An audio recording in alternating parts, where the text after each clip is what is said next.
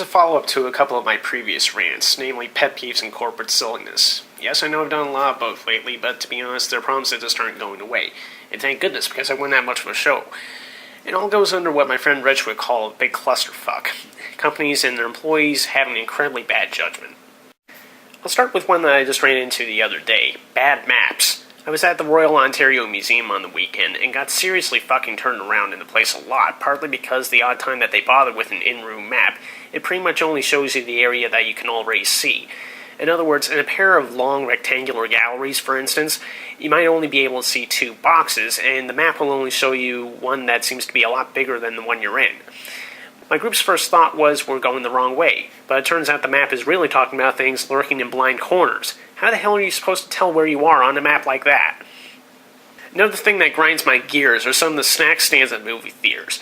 I'm trying not to paint them all with the same brush. After all, even though they're expensive, they at least give you a lot of bang for the buck most of the time. But is it really too much to ask that they don't pile on a lot more popcorn or french fries than the cup can ever hold? Does it honestly not occur to these people that I like to actually eat my snack instead of spilling it all over the floor? Finally, I'd like to say something about the graphics on CHCH's newscasts, and thereby destroy whatever chance I had at ever getting a job there.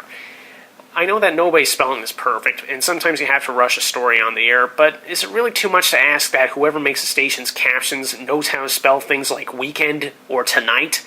Even a spell checker will catch things like that, for crying out loud. Is it even too much effort to turn that on? Or here's a wacky thought, they could hire someone who has at least passed high school English in the last 10 years. So look, this stuff might or might not make a difference because little of it is going to hurt the bottom line. But honestly, who would even want to be attached to a company that makes such sloppy mistakes like that? I can only assume that they're either off their rockers or they have a strong enough sense of humor that they can at least live with this. Actually, now that I think about it, that's not such a bad thing. Whatever drugs are wrong, guys, can I get some? I'm just kidding, of course. But that's it for me.